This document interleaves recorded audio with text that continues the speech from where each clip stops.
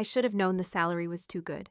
I should have questioned why a crisis PR lead position opened so suddenly at Corso Group. But I was 2 months behind on Mom's treatment payments, and desperation makes you stupid. So I walked into that boardroom, and Raphael looked up from his phone, and the expression on his face told me I'd just walked into a trap I'd helped him set 2 years ago. Eloin. My name left his mouth like a verdict.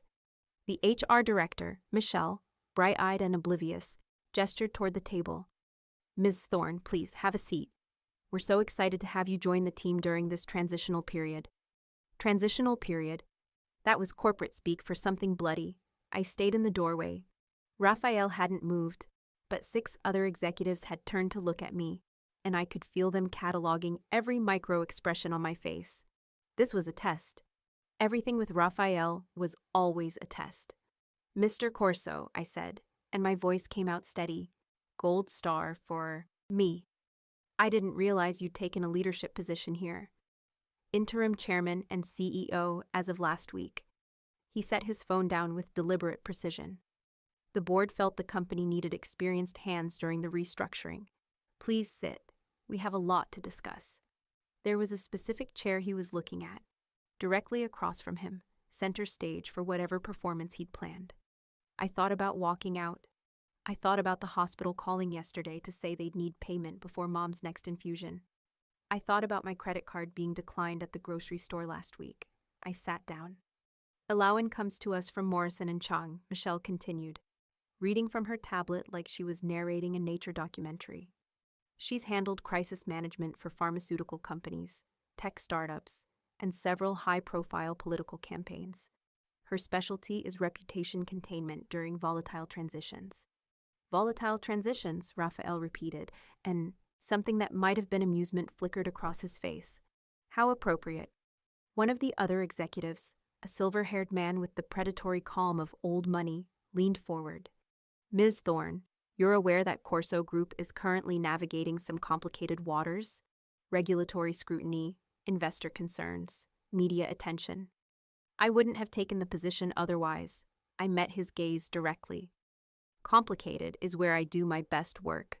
She's being modest. Raphael's voice slid under my skin the way it always had. Dark and smooth and dangerous. Allowance can walk into a room full of people ready to tear each other apart and make them believe they're all on the same side. She hears what people don't say. She spots the lie before it's fully formed. The executives were watching me with new interest now, like wolves scenting fresh meat. That's quite an endorsement, Silverhair said. It's an assessment, Raphael corrected. I don't give endorsements, I give facts. Michelle glanced between us, finally sensing the undercurrent. You two have worked together before? We've known each other, I said, before Raphael could answer. Professionally adjacent circles. It wasn't quite a lie. We'd been careful back then. No paper trail, no public appearances. Just 2 years of late nights in hotel rooms that cost more than my rent. Conversations about power and control and all the things he'd never fully give me. And then I'd left, because I'd realized that loving Raphael Corso meant living in a cage made of protection I never asked for. Well, Michelle said brightly, that should make the transition easier. Mr. Corso, did you want to outline Ms. Thorne's initial priorities? Raphael stood, and the room shifted with him. He moved to the floor-to-ceiling windows overlooking the city, hands in his pockets, every inch of him radiating the kind of control that made grown men nervous. We have a situation, he said. 3 weeks ago, someone leaked internal financial documents to a journalist at the Tribune. The story hasn't run yet, but it will. The documents suggest improprieties in our vendor contracting process, specifically that we're overpaying certain suppliers by significant margins. Money laundering, I said flatly. Silverhair stiffened. Another executive, younger, nervous energy, shifted in his seat. Raphael turned to look at me. That's the implication the journalist will draw. Yes. Is it true? The room went very quiet. Some of it, Raphael said. And I remembered this about him, the way he could admit to dangerous things without flinching. We've been working with suppliers who provide services beyond what appears on paper. Security, information, access. Some of those arrangements were made before my involvement with the company. Some were necessary for business operations in certain markets. Translation: the previous leadership had been dirty, and Raphael had inherited a mess. Whether he'd cleaned it up or just managed it better, I'd find out eventually. And the person who leaked the documents? I asked. Still inside the company, Raphael said. Still feeding information out. So you need me to manage the external crisis while you handle the internal threat. I need you to do both. He crossed back to the table, stopping directly across from me. The leak is part of a larger play. Someone wants to destabilize this company, collapse investor confidence, and force a leadership change. They're using the media to create chaos.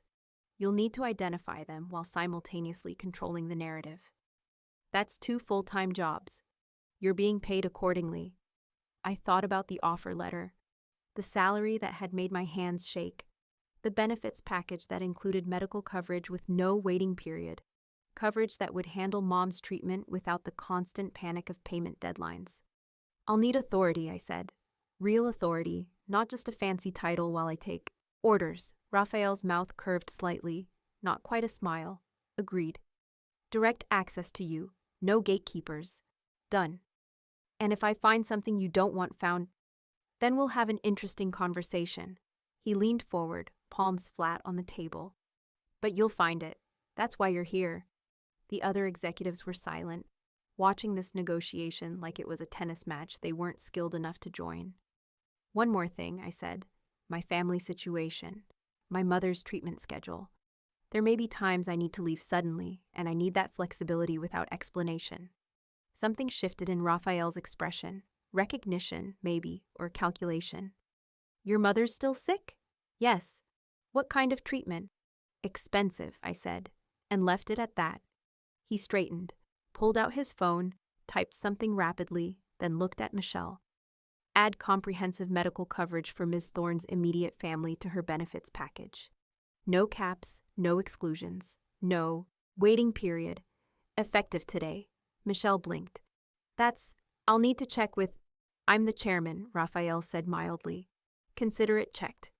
And just like that, he'd bought my compliance. Or tried to. That's generous, I said carefully. But I'd prefer it as part of my negotiated compensation package, not a gift. Raphael's eyes met mine, and I saw approval flash across his face. Of course. We'll formalize it in your contract. Then we have a deal. Good. He picked up his phone again, already moving to the next thing. Michelle will get you set up. Your office is on this floor, 2 doors down from mine. I want your initial assessment of the Tribune situation by end of day. The meeting was over. The executives filed out, some of them glancing back at me with expressions ranging from curiosity to concern. Michelle lingered by the door, waiting to escort me to HR. I stood, gathering my bag. Alawan. Raphael's voice stopped me halfway to the door. I turned back. He was still by the windows, backlit by the city sprawl. And for a moment I was 26 again, standing in a hotel room, listening to him explain why he'd installed a security detail outside my apartment without asking. I didn't orchestrate this, he said quietly. You're hiring. I didn't know you'd applied until your name crossed my desk 3 days ago. But you didn't stop it. No. Why not? He was silent for a long moment, and when he spoke, his voice carried an edge I remembered too well, the sound of a man who'd decided something and wouldn't be moved. Because you're brilliant at this, and I need brilliant. Because whoever's trying to destroy this company will use every weapon they have, and you're the best defense I've got. He paused. And because I spent 2 years trying to keep you safe by keeping you close, and you left anyway. Maybe this time you'll stay long enough to let me prove that protection doesn't have to be a prison. My throat went tight. Raphael. End of day. Alawan. I want that assessment. He turned back to the window, dismissing me, and I walked out before I could say something stupid. Michelle was chattering about office supplies and access badges, but I barely heard her. My phone buzzed in my pocket. A text from the hospital confirming Mom's next appointment was scheduled. Payment cleared. He'd already handled it. Of course he had. I looked back once, through the glass walls of the boardroom. Raphael was on his phone, probably already solving 6 problems at once, looking every inch the dangerous man I'd loved and left. And I'd just agreed to walk back into his world with my eyes open. This was either the smartest career move I'd ever made or the beginning of the end. My new office had floor-to-ceiling windows, a desk that could seat 8, and a view of the city that probably cost more per square foot than most people's homes. It also had a direct sightline to Raphael's office, 2 doors down. Coincidence? Sure, I dropped my bag on the leather chair and pulled out my laptop. End-of-day deadline meant I had 8 hours to assess a crisis that had been brewing for 3 weeks, identify a leaker embedded in a company I'd been inside for less than an hour, and somehow not think about the fact that Raphael Corso had just paid my mother's medical bills like it was nothing. My phone buzzed. Unknown number. The Tribune journalist is Amanda Voss. She's ambitious, thorough, and she's sitting on the story because she's waiting for more. Find out what more means. R. I stared at the text. He'd given me the journalist's name and a strategic direction within 10 minutes of our meeting ending. This was Raphael operating at full capacity, already 3 moves ahead, already anticipating what I'd need. It used to make me feel seen. Now it just reminded me that he always knew too much. I pulled up Amanda Voss's profile. Mid-30s, former Wall Street Journal, specialized in financial corruption and white-collar crime. Her last 3 stories had ended with indictments. She wasn't hunting for clicks. She was hunting for blood. The leaked documents had given her the scent. Now she was waiting for the kill. I needed to know what she had, what she still wanted, and who was feeding her. And I needed to know it before she ran a story that would tank Corso Group's stock and paint Raphael as the criminal the world already half believed he was. My desk phone rang. Internal line. Alain Thorne.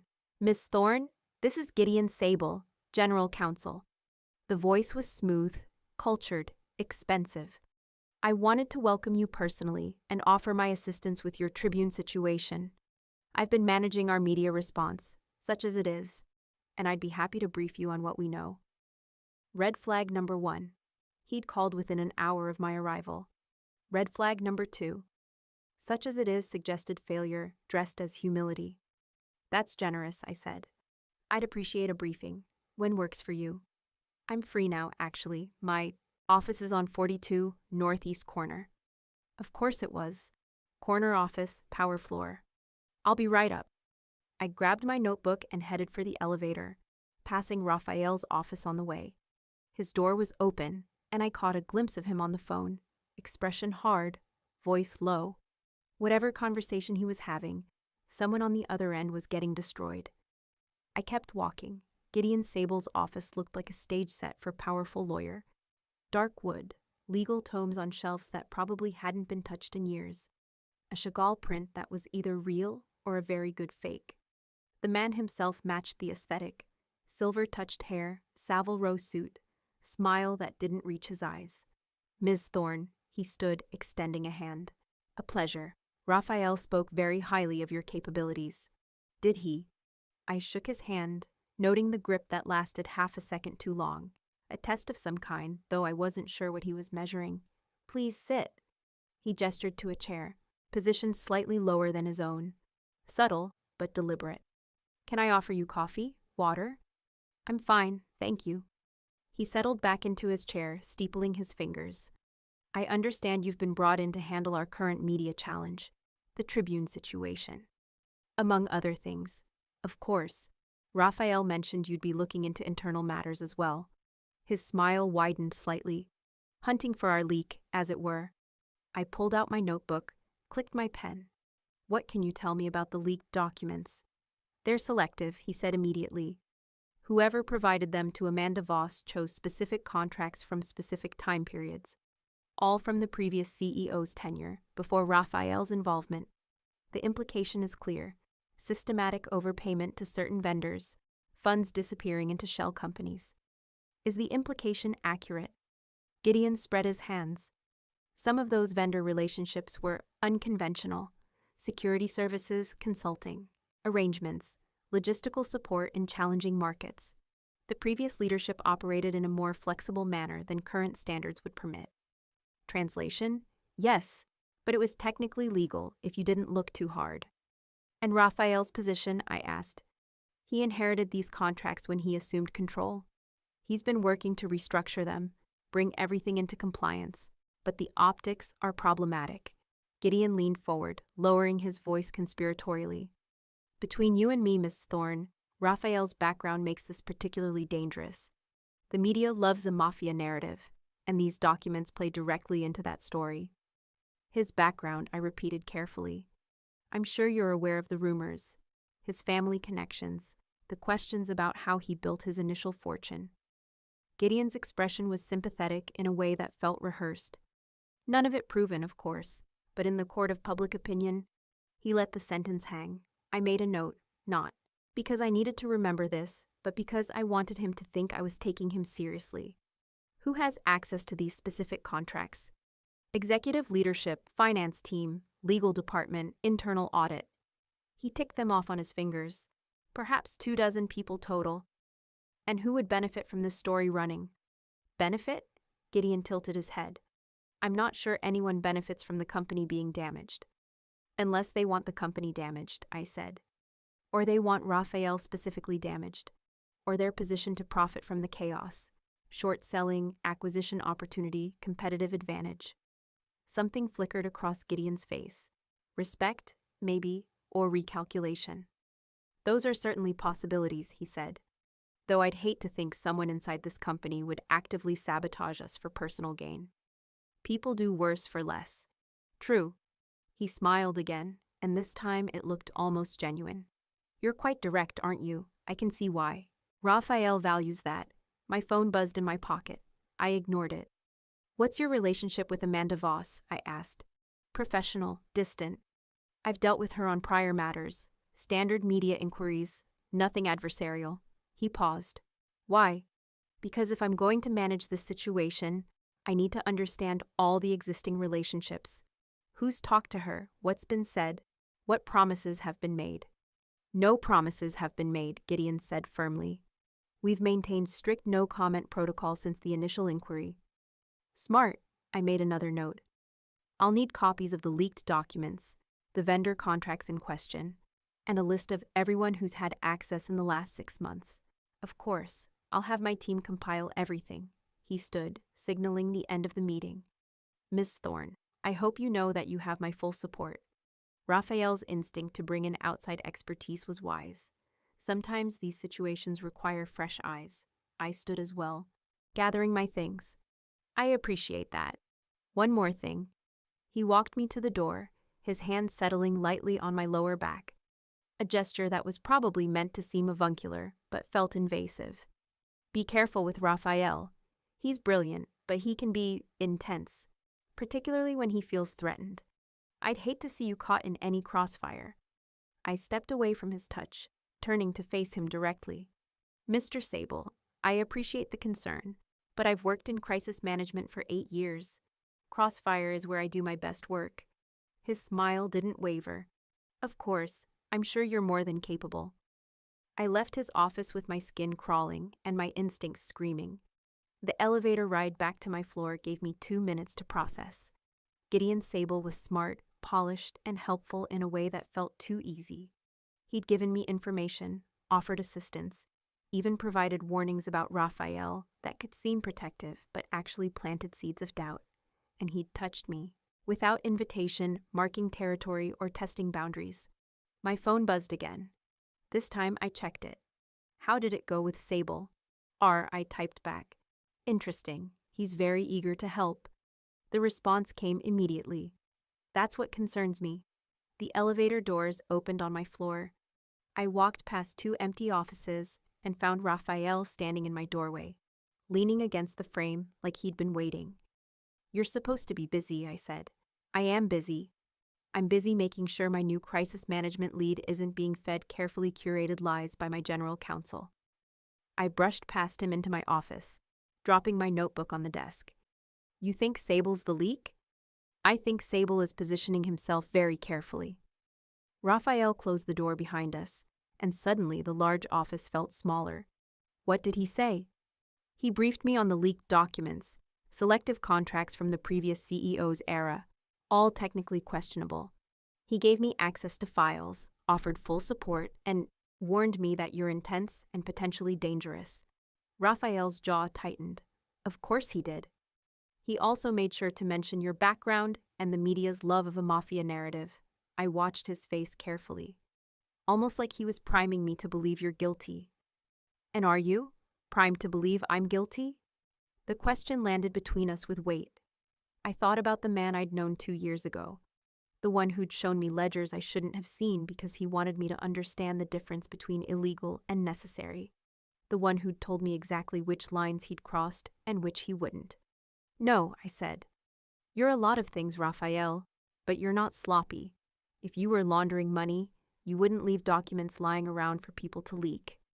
Something in his expression softened. That's not quite the vote of confidence I was hoping for, but I'll take it. What do you know about Gideon? Raphael moved to the windows, putting distance between us. He's been general counsel for 3 years. Harvard Law, white shoe firm pedigree, impeccable reputation. The board loves him because he makes them feel legitimate. He's smart, cautious, and politically savvy. And I don't trust him. Raphael turned back to me.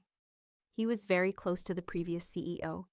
They shared certain philosophies about how business should be conducted. The flexible ethics kind of philosophies. Yes. He pulled out his phone, swiped through something, then held it out to me. Look at this. It was a financial document, a vendor contract with a company called Meridian Services Group. The payment schedule showed monthly transfers of $200,000 for strategic consultation. Meridian doesn't exist, Raphael said. It's a shell company registered in Delaware with no employees, no office, no actual services rendered. The money goes in and vanishes. How many contracts like this? 12 that I've found so far. All approved by the previous CEO, countersigned by Gideon, payments authorized by the CFO. He took the phone back. Total exposure, roughly $40 million over 3 years. I let out a breath. That's not overpaying vendors, that's systematic fraud. Yes. And you inherited this. 6 months ago, when the board asked me to step in after the previous CEO's sudden retirement. Raphael's mouth twisted. Sudden because I gave him 12 hours to resign or face criminal charges.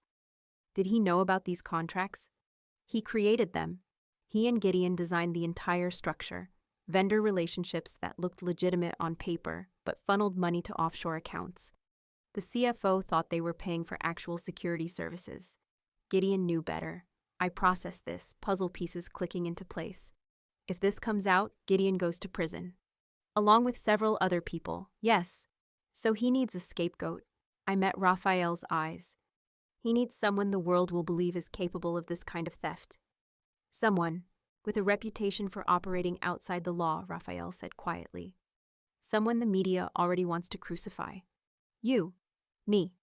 The office was silent except for the muted hum of the city 43 floors below. That's why he leaked the documents, I said, working through the logic. He's building a case against you in the public eye. By the time any investigation starts, everyone will already believe you're guilty.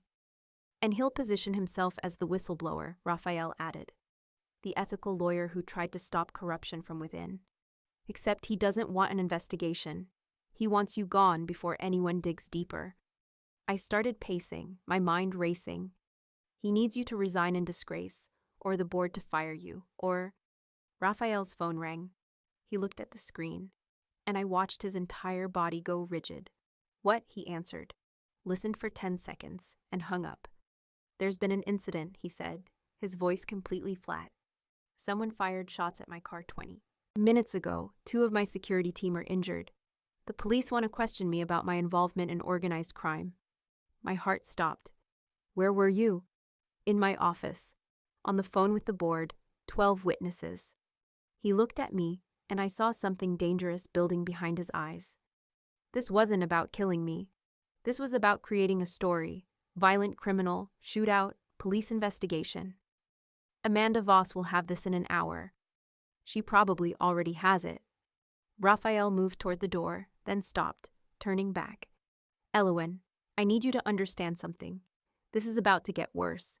Gideon had this planned. He's been setting pieces in motion for weeks, probably longer. Your hiring just accelerated his timeline because he realized you're smart enough to see through him. That made sense. The shooting happening so quickly after my arrival, it wasn't reactive, it was already scheduled. Gideon had contingencies in place, and my competence had forced him to move faster than he wanted. And you need to decide right now if you're staying, Raphael continued. Because if you are, you're about to become a target too. I thought about walking away. I thought about my mother's treatment, my empty bank account, my carefully rebuilt life. I thought about the last time I'd been in Raphael's world, feeling like I was drowning in protection I never asked for.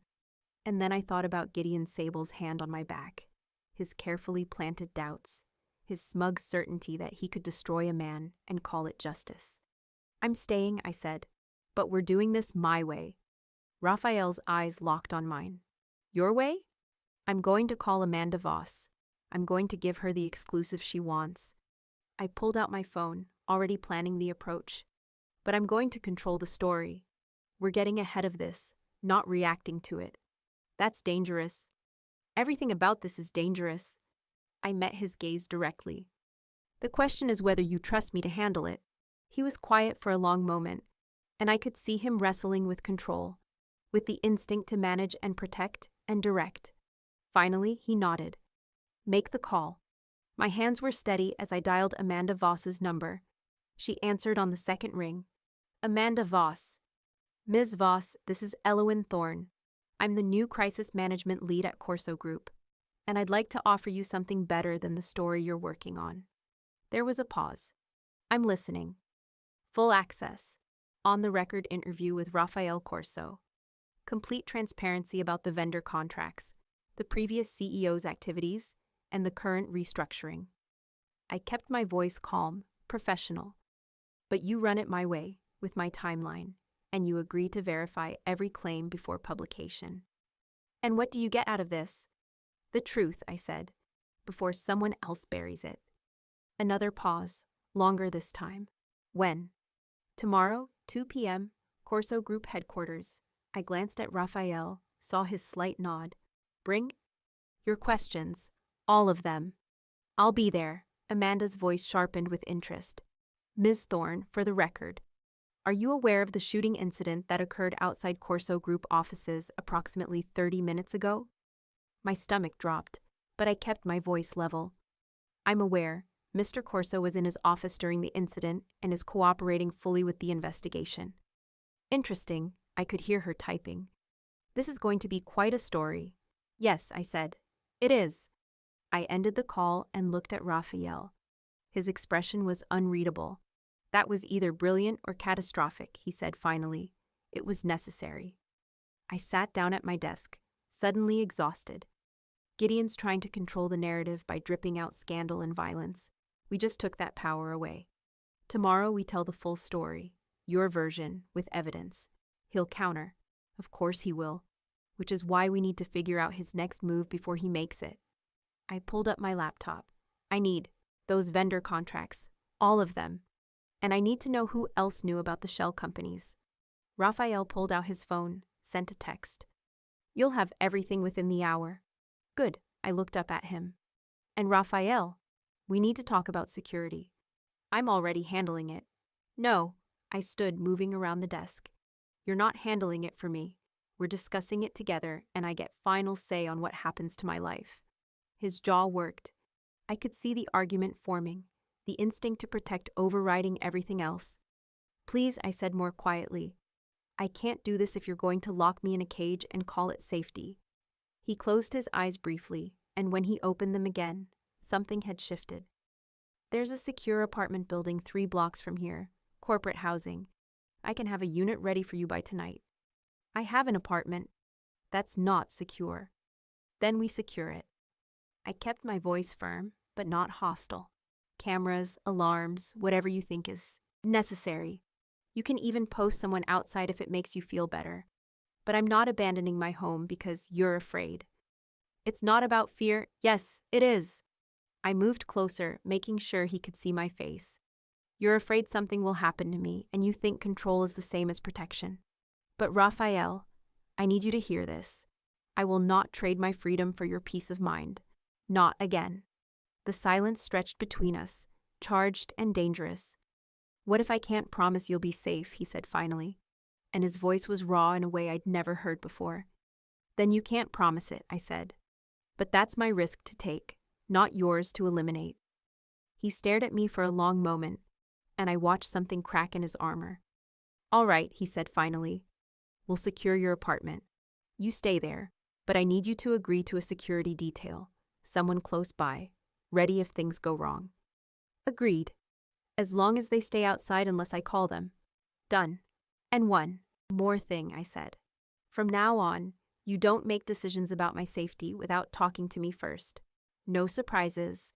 No for your own good moves. We discuss it like partners." The word hung between us. Partners. Not protector and protected. Not powerful man and grateful woman. Equals. "Partners," he repeated. And something that might have been hope flickered across his face. "I can work with that." "Good." He moved toward the door, then stopped with his hand on the handle. "For what it's worth, I meant what I said earlier. I've spent 2 years trying to figure out how to keep you safe without controlling you. I'm still not sure I know how." "That's because safety and control aren't the same thing," I said. "And until you understand the difference, we're going to keep having this fight." He looked at me for a long moment, something raw and honest in his eyes. "I'm trying, Elowen. I'm really trying. I know." He left, and I sank back into my chair, my hands finally shaking now that I was alone. I'd just committed to an interview that could either save Raphael or destroy him. I'd confronted the man about his instinct to control me, and I'd stayed in a situation that was clearly escalating toward violence. My phone buzzed. Text from an unknown number. "Be careful, Miss Thorne. Some men burn everything they touch." A concerned colleague. I stared at the message, ice sliding down my spine. Gideon Sable was making his next move, and I was already in his crosshairs. I took a screenshot of the message and forwarded it to Raphael with a single line. "He knows I called Amanda. He's monitoring communications somehow." The response came 30 seconds later. "I'm coming back." "No," I typed. "Handle the police, I'm fine. But we need to find out how he's listening." A longer pause this time then. "Security sweep of your office in 10 minutes. Don't touch anything electronic until then." I set my phone face down on the desk and looked around my beautiful new office. Somewhere in here, or in the building's systems, or in the phone network, Gideon had eyes and ears. He'd called me within an hour of my arrival because he was tracking everything. He'd ordered the shooting right after meeting me because he knew I was a threat. He'd texted me about Amanda within minutes of my call because he was listening in real time. I pulled out my notebook, old-fashioned paper, the kind that couldn't be hacked, and started writing down everything I knew. Every detail from the Gideon meeting. Every word Raphael had said about the shell companies. Every instinct that had fired when Gideon touched my back. By the time Raphael's security team arrived to sweep my office, I had 3 pages of notes and a plan forming in my mind. Gideon thought he was hunting me. He had no idea I was already hunting him back. The security sweep found 3 listening devices. One in the desk phone, one in the air vent above my chair, one embedded in the decorative clock on the credenza, the kind of detail someone noticed but never really looked at. Raphael stood in my doorway watching his team dismantle my office, his expression carved from stone. He bugged you before you even arrived. He bugged the office when he knew someone was being hired for this position, I corrected, turning the dead listening device over in my palm. He needed to control whoever walked through that door. And when it turned out to be you, someone who could actually do the job he was pretending had been done, I set the device down. He panicked. Raphael's security chief, a woman named Kira with sharp eyes and no-nonsense efficiency, emerged from behind my desk. The phone and vent devices are commercial grade, easy to acquire, harder to trace. But this one, she held up the clock mechanism, is custom work, expensive, professional installation. Can you trace it? I asked. Maybe. The components have signatures if you know where to look. Kira glanced at Raphael. I'll need access to purchasing records, building maintenance logs, security footage from the installation date. You'll have everything within the hour, Raphael said. What about her apartment? Team's there now. If it's bugged, we'll find it. I watched them work, cataloging the violation. Gideon had been in my space, or had sent someone into my space, planting eyes and ears before I'd even signed my contract. Every word I'd spoken in this office, every call I'd made, every moment I'd thought I was alone, he'd been listening. One more thing, Kira said, examining the clock device more closely. These have remote monitoring capability, tamper alerts. The moment we disconnected them, Gideon would have received a notification. My stomach dropped. So he knows we found them. He's known for at least an hour, Kira confirmed. My phone buzzed. Text from an unknown number, different from before. The interview is a mistake. You're exposing him to more danger, not less. Walk away before you get hurt. A friend, I showed it to Raphael. He's not even pretending anymore. He's desperate. Raphael took my phone, forwarded the message to Kira, which makes him more dangerous, or more likely to make mistakes. I pulled out my paper notebook, the one I'd filled with observations Gideon couldn't monitor. He's been careful for 3 years. Now he's sending threatening texts from burner phones, ordering shootings in broad daylight, bugging offices like he's invincible. That's not desperation, that's arrogance. What are you thinking? I tapped my pen against the page. I'm thinking that arrogant people create patterns, and patterns can be traced. My apartment was clean, no devices, no signs of entry, no electronic surveillance. But Raphael's team installed cameras anyway, upgraded my locks, and positioned a security detail in a car across the street with direct line of sight to my door.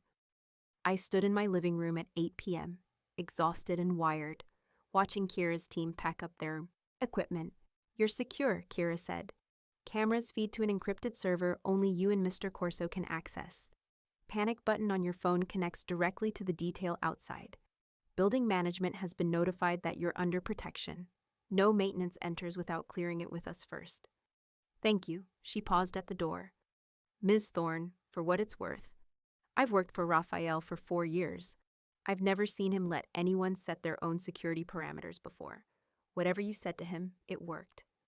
After she left, I stood in the silence of my home, feeling the weight of the day settle into my bones. The morning had started with a fresh beginning. Now I was living in a surveilled apartment, preparing for an interview that could destroy or save a man I'd loved and left, and actively being hunted by a criminal lawyer who thought he could scare me into running. My phone rang. Raphael, are you settled? He asked. As settled as I can be with cameras watching my every move. I know what they're for, I said, softening my tone. And I agreed to them. I'm not complaining. A pause. How are you doing, actually? The question surprised me. Not, are you safe or do you need anything? But how was I doing, emotionally, mentally, personally? I'm angry, I said honestly. And I'm tired. And I'm trying very hard not to think about the fact that Gideon Sable heard every word we said in my office today. He heard you set boundaries, Raphael said quietly. He heard you refuse to be controlled. He heard you call yourself my partner. Is that supposed to make me feel better? No, it's supposed to remind you that he's afraid of you for a reason. Raphael's voice dropped lower. Alawan, he's been operating unchecked for 3 years, building his little empire, stealing millions, thinking no one could touch him. And then you walked in and saw through him in 30 minutes. I didn't see through him, I just recognized the performance, which is more than anyone else has done. I heard movement on his end, the sound of a door closing. I've been going through the building access logs. Gideon's been in your office 7 times in the last 2 weeks. Always after hours, always when the floor was empty. He installed those devices himself. My stomach turned. He was that confident no one would stop him. He was that confident he'd already won. Raphael paused. The question is, what was his endgame? Monitoring you gives him information, but information is only useful if you have a plan for it. I thought about the threatening texts, the shooting, the carefully planted doubts about Raphael's character. He wanted to know if I was controllable, if I'd be another person he could manipulate or intimidate into compliance. And when he realized you weren't, then I became a problem that needed to be eliminated. I moved to my window, looking down at the security car parked across the street. The shooting wasn't just about framing you, Raphael. It was a message to me. Look what happens in this world. Look how dangerous he is. Walk away while you can. Except you didn't walk away. No, I said. I called Amanda Voss and committed to a full interview, which means Gideon's next move has to be bigger. The line was quiet for a moment. When Raphael spoke again, his voice carried an edge I recognized, the sound of a man making a decision he knew would be costly. I'm going to tell Amanda everything tomorrow, he said. Not just the vendor contracts and the shell companies, everything. My family history, how I built my fortune, every gray area I've ever operated in. Complete transparency. Raphael, he's going to use my past against me anyway. At least this way, I control the narrative. He let out a breath. And maybe if I'm honest about who I am, people will believe me when I say I didn't do this. I pressed my forehead against the cool glass. That's a hell of a risk. So is trusting you to manage. The biggest crisis of my life, he paused. But I'm doing it anyway. Something warm unfurled in my chest. Something dangerous and familiar and terrifying. Get some rest, I said, because I didn't trust myself to say anything else. Tomorrow's going to be brutal. Allowin'? Yeah? Thank you, he said quietly. For staying. He hung up before I could respond. I stood at the window for a long time after that, watching the city lights and thinking about the man I'd loved 2 years ago. The one who'd shown me his world and then tried to wrap me in so much protection I couldn't breathe. He was changing, or trying to, and I wasn't sure if that made tomorrow easier or harder. I woke up at 6 a.m. to 17 emails, 4 texts, and 1 voice message. The voice message was from my mother. Sweetheart, the hospital called. They said my treatment's been covered for the next 6 months. Is this because of your new job? Her voice cracked. Baby, you didn't have to do this. I know, money's been tight, but thank you. Thank you so much. I sat on the edge of my bed, listening to her cry with relief, and felt the full weight of what I'd agreed to yesterday. Raphael had paid for 6 months of treatment, 6 months of my mother not worrying about dying because she couldn't afford to live. And all it cost me was walking back into his world. The emails were mostly internal, documentation requests, meeting confirmations, security updates. But 3 were from addresses I didn't recognize, all with similar messages. You don't know who you're protecting. Raphael Corso is dangerous. Ask him about the Novak family. Women who get close to him end up hurt. Leave before you're next. I forwarded all 3 to Raphael with a note. Gideon's escalating the intimidation campaign. These came in overnight. His response was immediate. Don't engage. Forward everything to Kira. Amanda arrives at 2. Are you ready? Was I ready to sit in a room and watch Raphael Corso strip himself bare for a journalist who specialized in destroying people? Was I ready to defend a man whose past I only partially understood against accusations that might be true? Ready as I'll ever be, I typed back. Amanda Voss arrived at 1:45 p.m. with a recording device, a legal pad, and the expression of someone who'd already written the lead in her head. Raphael had set up the interview in a conference room with windows overlooking the city. Full transparency, literal and metaphorical. I sat to his right, close enough to intervene if needed, but far enough to make it clear this was his show. Amanda settled into her chair, clicked her pen, and smiled. Thank you for making time, Mr. Corso. I have to admit, I was surprised by Ms. Thorne's call yesterday. Surprised that we'd cooperate, Raphael asked. Surprised that you'd risk it, she glanced at me. Most crisis managers would advise their clients to stay silent, especially with a police investigation ongoing. Most crisis managers don't have all the facts, I said calmly. We do. And we'd rather you have them too, instead of whatever narrative is being fed to you by anonymous sources. Amanda's eyes sharpened. You think my sources are compromised. I think someone wants you to write a specific story, I said.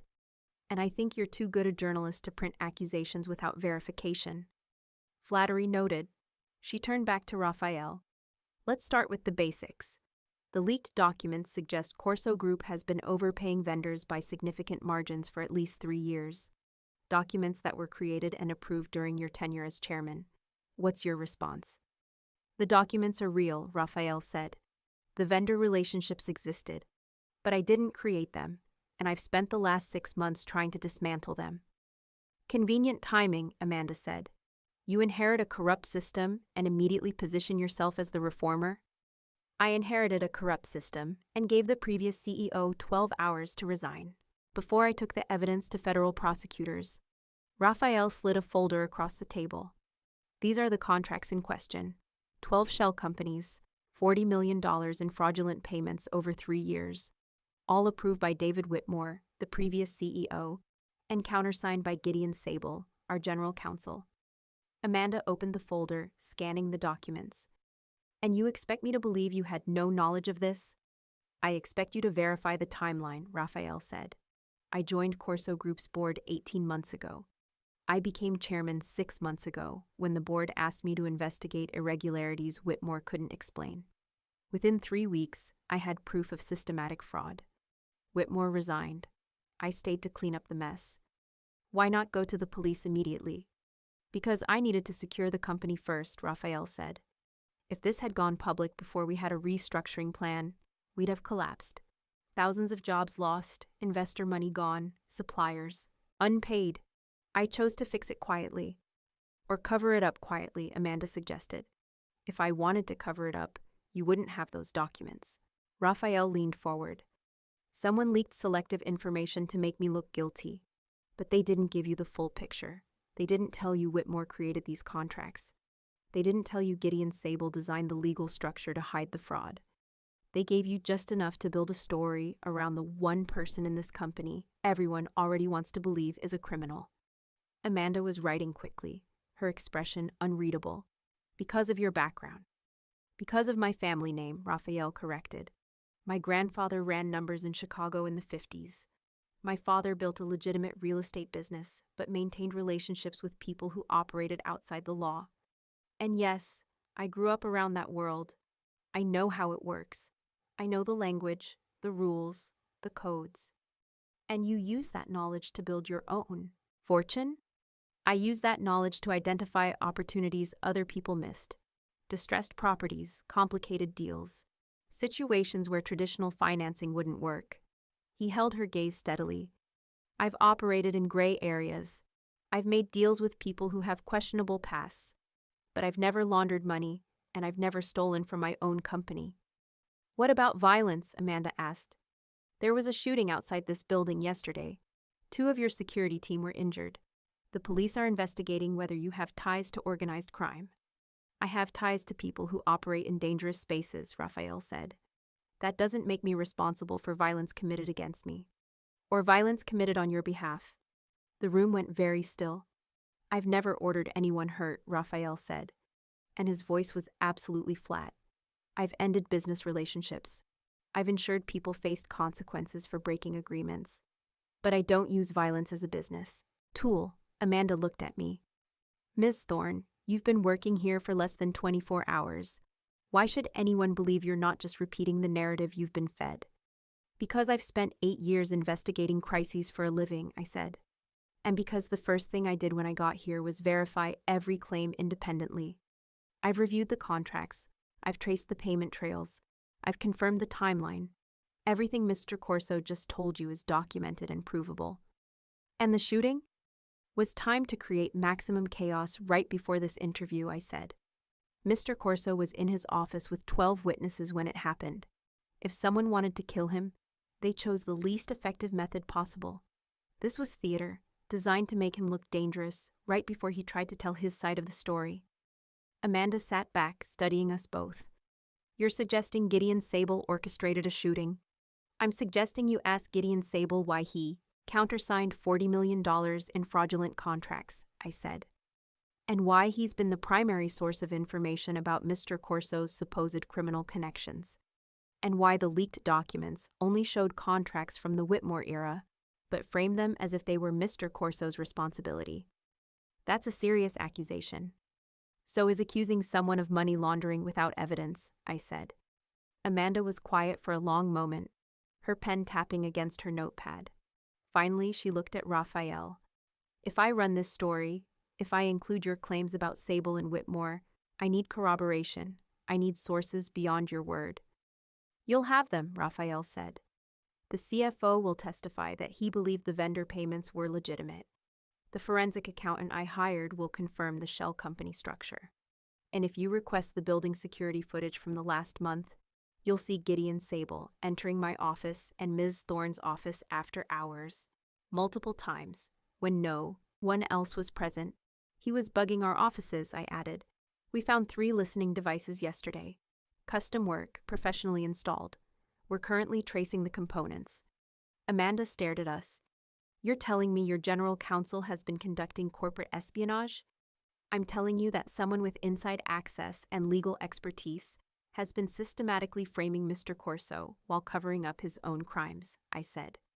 And I'm suggesting you investigate before you write a story that destroys an innocent man and lets the actual criminal walk free.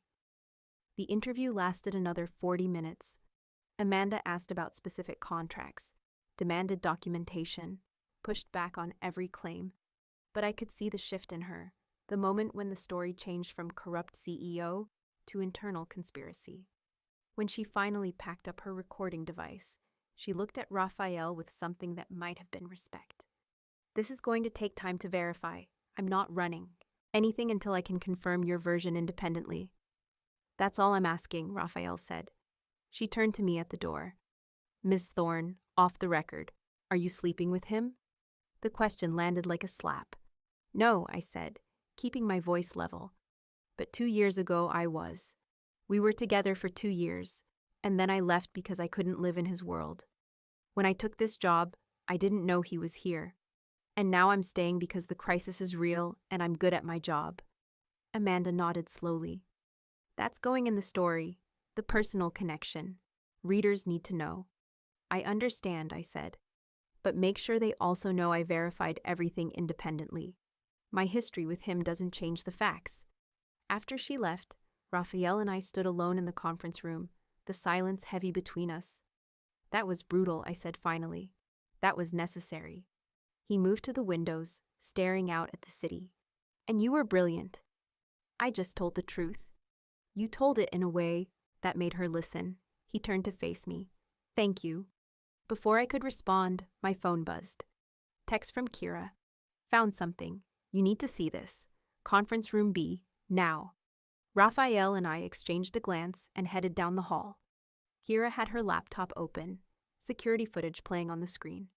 This is from 3 weeks ago, the night the documents were leaked to Amanda Voss. The footage showed Gideon Sable in what looked like a parking garage, meeting with someone in a dark car. Money changed hands. A manila envelope was passed through the window. Can you ID the person in the car? Raphael asked. Already did. Kira pulled up a driver's license photo.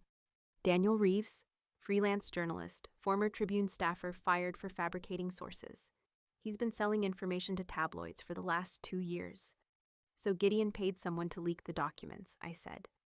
And probably to feed Amanda Voss her initial story. Kira switched to another video. But this is the interesting part. This is from yesterday morning, 1 hour before the shooting. The footage showed Gideon in another parking garage, a different location, meeting with 2 men in tactical gear. No money changed hands this time, but the conversation was clearly instructions. He hired them, Raphael said, his voice deadly quiet. And we have him on camera doing it. Kira smiled grimly. The clock components we pulled from Ms. Thorne's office, they match a bulk purchase made by a security consulting firm Gideon used to work for. We can tie him to the surveillance. And with this footage, we can tie him to the shooting. I stared at the screen, watching Gideon Sable orchestrate violence and call it business. We need to give this to the police. Already scheduled, Kira said. Raphael has a meeting with detectives tomorrow morning. They'll have everything: footage, device evidence, access logs, financial records. And to Amanda Voss, Raphael added. This is her corroboration. My phone buzzed. Again. Another unknown number. You're making a terrible mistake. Last chance to walk away. GS. I showed Raphael the screen. He's not even hiding anymore. Good, Raphael said. Let him panic. But as I looked at the initials on that text, GS, right there in plain sight, I felt ice slide down my spine. Gideon Sable wasn't panicking. He was escalating one final time before he made his real move. And I had no idea what that move would be. The police came at 9 a.m. Two detectives, a woman named Garrett with steel gray hair and a man named Liu, who looked like he'd been working homicide cases since before I was born. They set up in the same conference room where we'd interviewed with Amanda, and Raphael walked them through everything. The shell companies, the $40 million in fraudulent payments, David Whitmore's resignation, Gideon Sable's signatures on every contract. And then Kira played the security footage. Gideon meeting Daniel Reeves in the parking garage 3 weeks ago. Money and documents changing hands. Gideon meeting the tactical team yesterday morning, 1 hour before the shooting. Instructions given, a plan set in motion. Detective Garrett watched without expression, taking notes in a small leather notebook. Detective Liu leaned forward, replaying the tactical team footage twice. "You're certain this is Gideon Sable?" Garrett asked. "Facial recognition confirmed," Kira said. "And we have building access records showing he left Corso Group headquarters at 10:47 a.m. yesterday, 20 minutes before this footage was captured at the parking structure on 5th. And the two men he's meeting? Still working on identification," Kira admitted. "But they match the description of suspects fleeing the shooting scene. We're running the footage through databases now." Liu sat back, arms crossed. "Mr. Corso, help me understand something. You've had evidence of financial fraud for 6 months. You've had surveillance devices pulled from your offices. You have footage of your general counsel potentially orchestrating a shooting. Why are we only hearing about this now?" "Because until yesterday, I didn't have proof Gideon was behind the leak," Raphael said. "I knew someone was sabotaging the company. I didn't know who until Ms. Thorne identified the pattern." Both detectives turned to look at me. "Walk me through it," Garrett said. I pulled out my paper notebook, the one Gideon couldn't monitor. Gideon Sable called me within an hour of my arrival.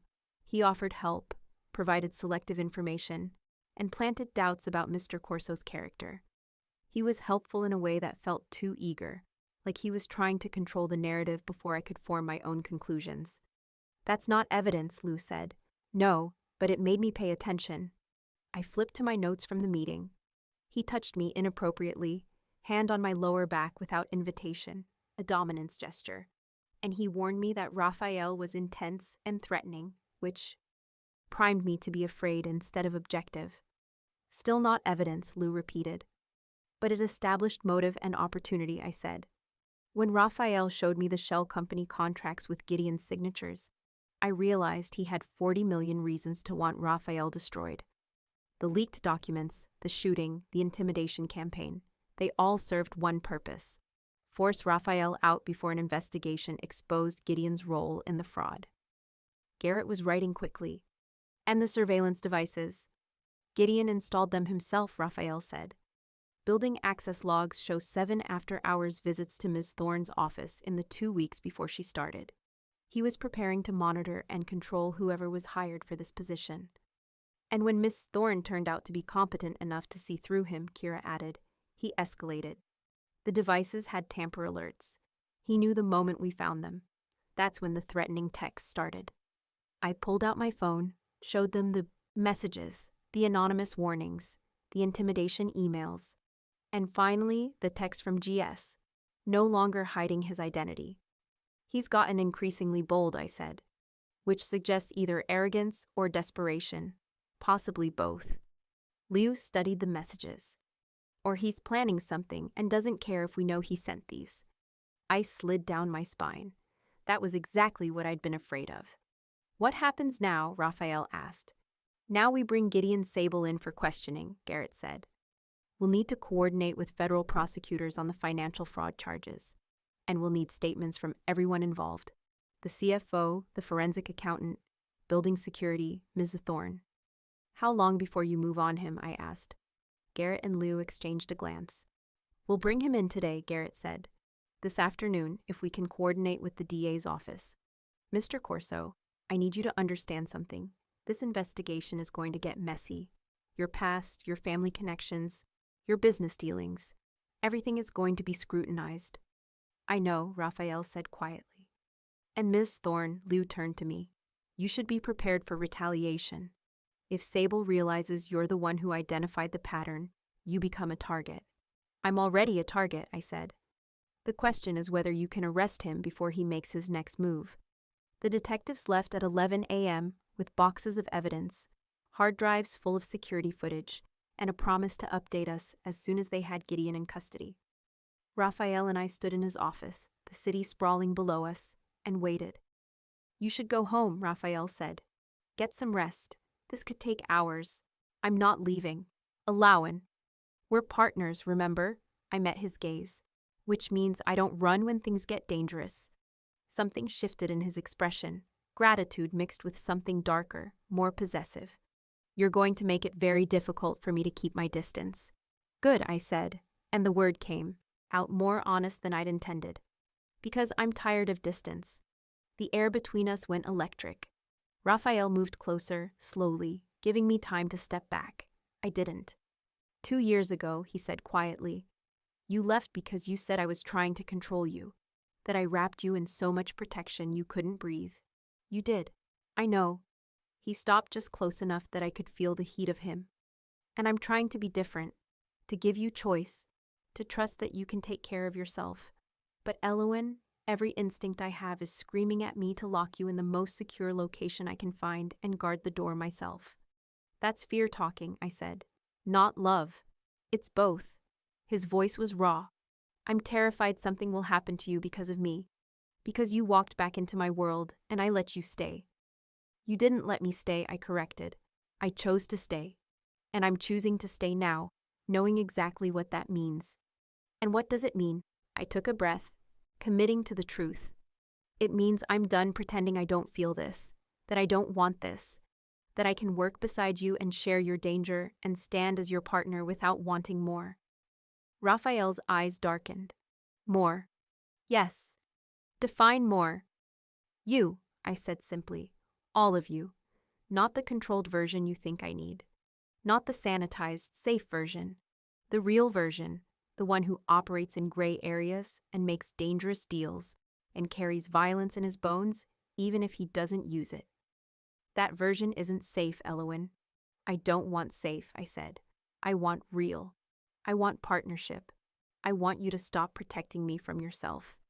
He stared at me for a long moment, and I watched the war playing out behind his eyes, the instinct to protect versus the need to claim, control versus surrender.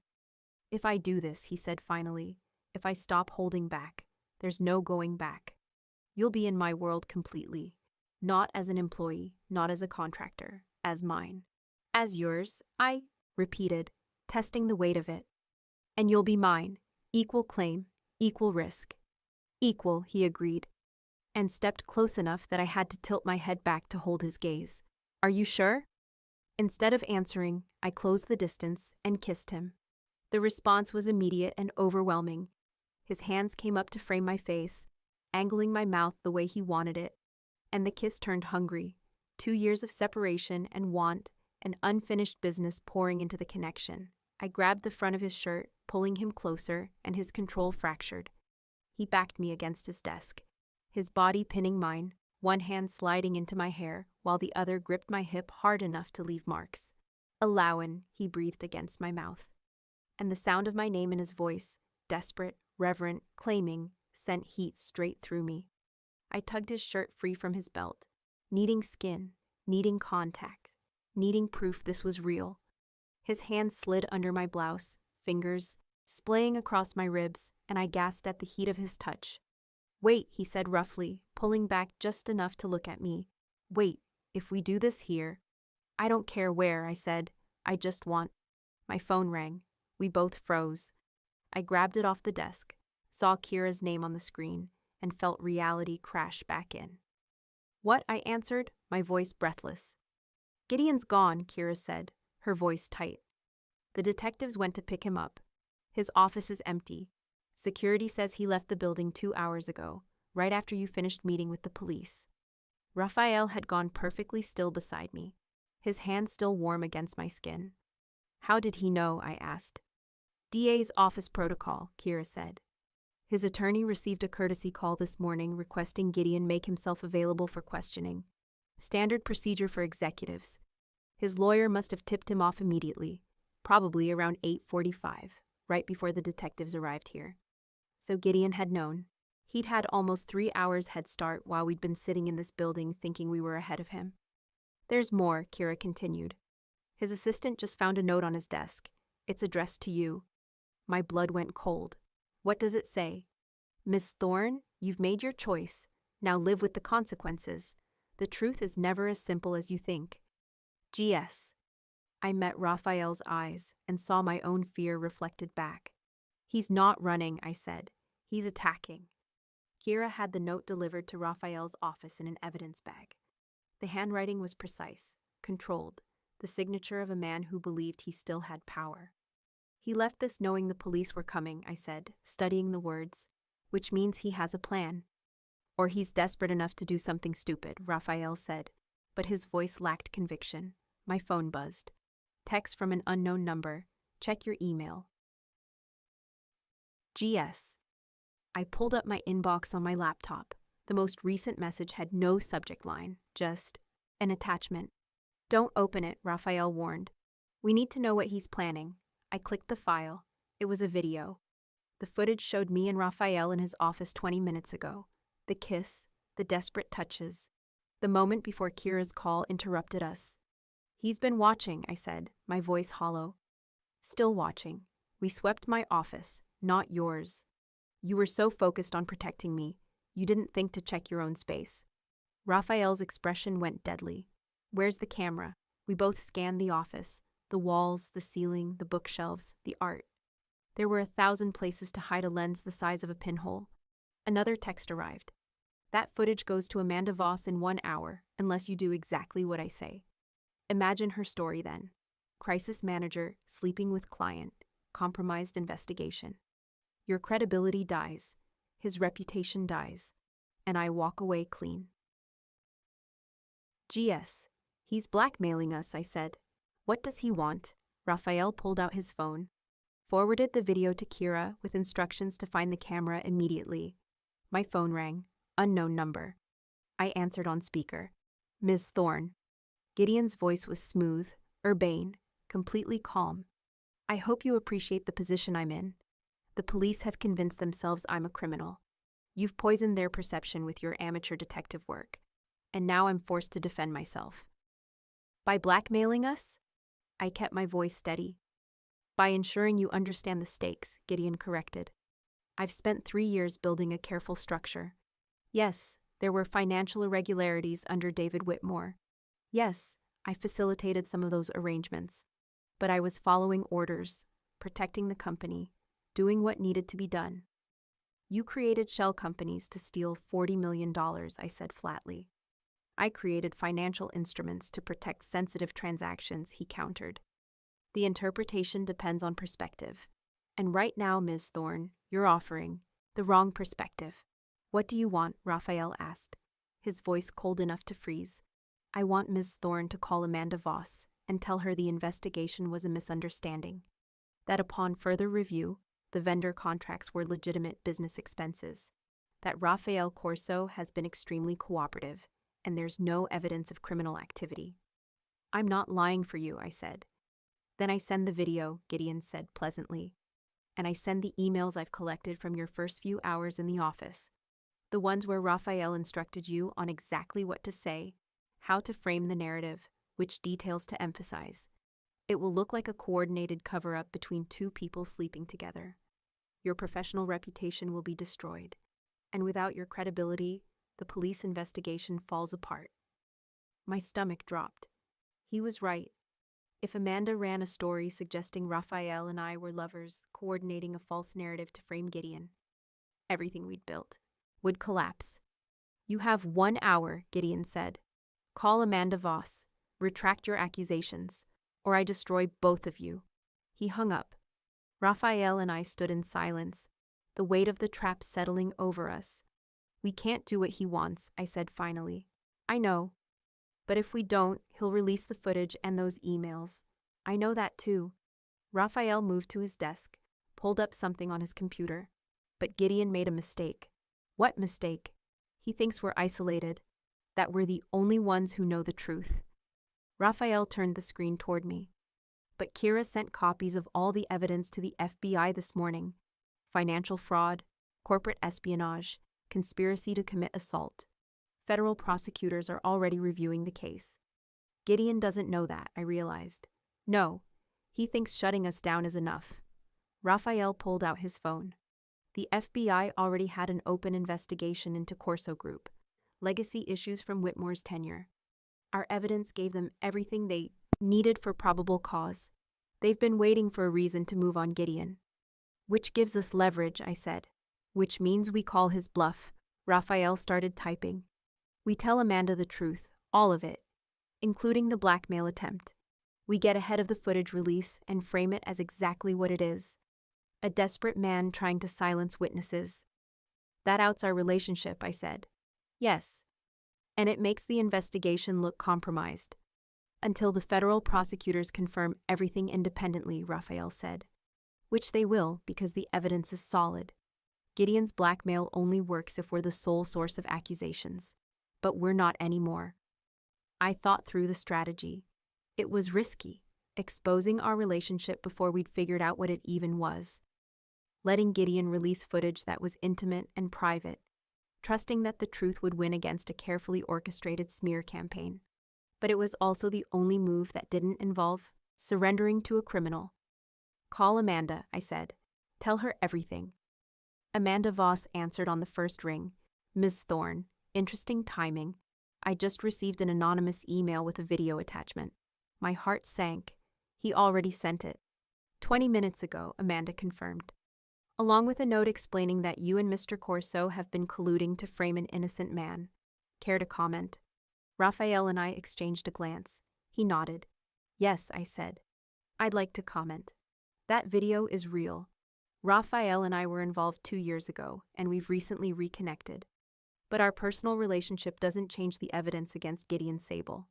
He's attempting blackmail to silence us before federal prosecutors review his case. Federal prosecutors? Amanda's tone sharpened with interest. The FBI received a full evidence package this morning, Raphael said. They already had an open investigation into Corso Group from the Whitmore era. Our evidence gave them probable cause to move immediately. Financial fraud, corporate espionage, conspiracy to commit assault.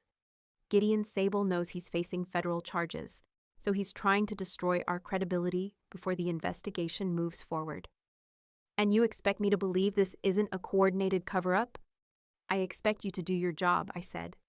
Verify the evidence, talk to the FBI, review the security footage and the shell company documents and the surveillance devices we pulled from my office. Our relationship is real. So is the evidence against Gideon Sable. Amanda was quiet for a long moment.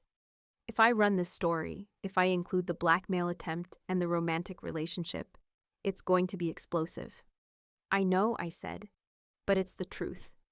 Send me everything, Amanda said. And I mean everything. FBI contact, evidence files, the blackmail communications. I'll verify it all before publication. You'll have it within the hour, Raphael promised. After we hung up, I sank into a chair, adrenaline, still flooding my system. That was either brilliant or career suicide, I said. Probably both. Raphael moved to the windows, his profile sharp against the city backdrop. But Gideon miscalculated. He thought exposing our relationship would destroy us. He didn't realize we'd already decided to stop hiding. We hadn't decided anything, I pointed out. We kissed once, and then everything exploded. True. He turned to face me. So let me ask now, with everything on the table. Do you regret it? I thought about the last 48 hours. The surveillance, the threats, the constant danger. The way my mother's voice had cracked with relief.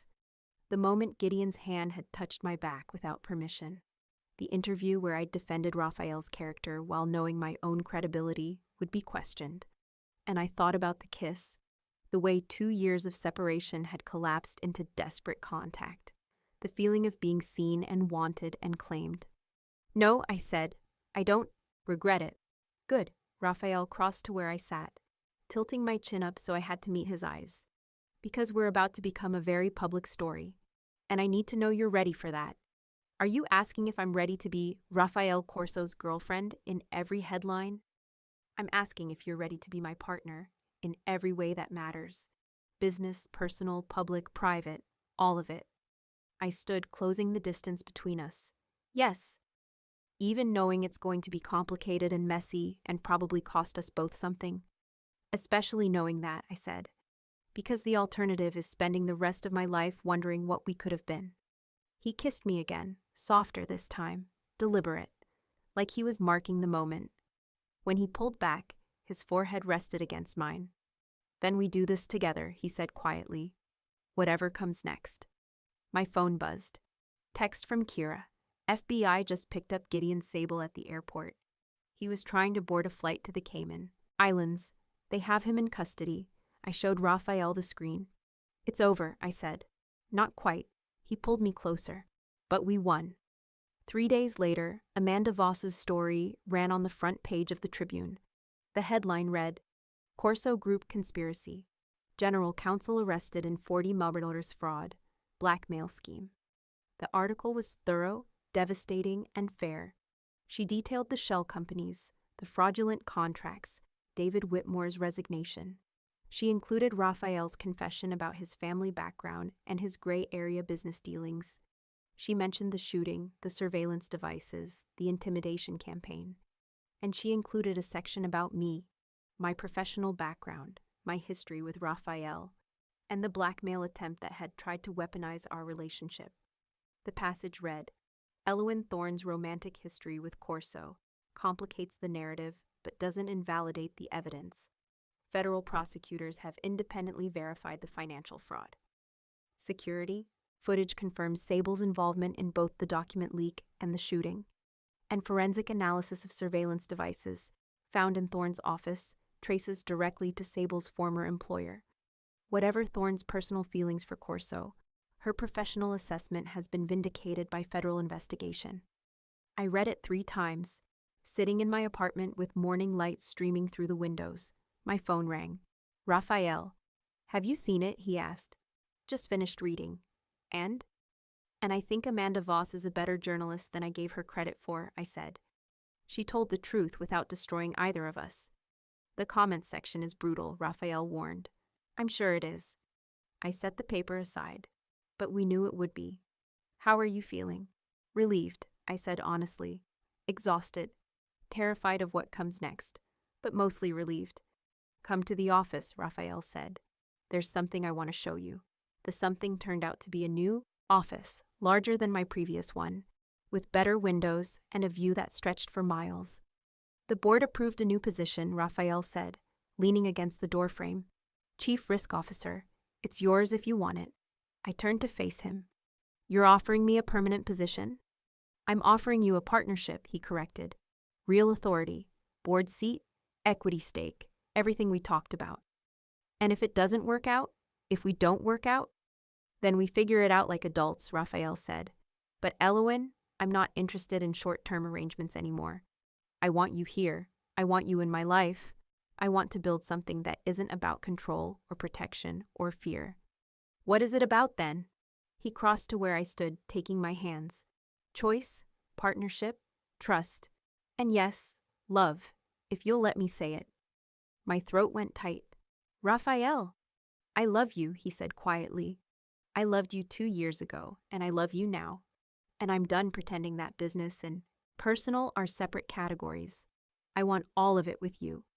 I looked at him, this dangerous, complicated man who'd paid my mother's medical bills and let me set my own security parameters and stripped himself bare in front of a journalist because I'd asked him to trust me. I love you too, I said. And I'm terrified of what that means. Good, he said, pulling me closer. Because safe was never what we were meant to be. He kissed me, and this time there was no interruption. No urgent phone call. No crisis exploding. No surveillance camera capturing the moment. Just us, choosing each other with full knowledge of the cost. When we finally pulled apart, I looked around the office. My office, if I wanted it. I have one condition, I said. Name it. No surveillance devices, I said. Not even for security. I need to know this space is actually mine. Raphael smiled. Done. And one more thing. Anything. My mother's treatment, I said. I want it formalized in my compensation. Package, not as a gift. She gets coverage because I earn it, Not because you're trying to buy my loyalty. Already handled, Raphael said. It's in the contract, along with everything else you negotiated on day one.